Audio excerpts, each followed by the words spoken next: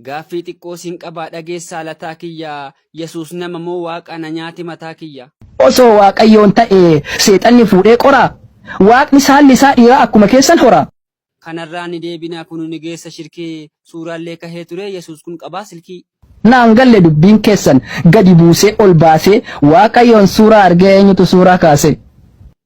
Isaam kan naaf hin galle jara rakkise malee waaqa ittiin bulamu eentu fannise qalee.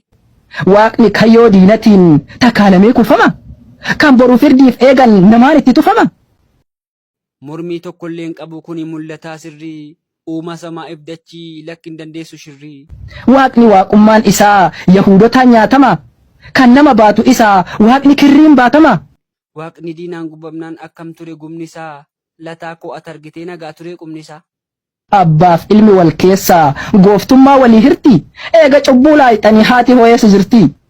Yesuusuu guyyaa meeqaa waaqa isaa laalee gaddee. Anoon beekuu lataa koo haadha karaa siin badde.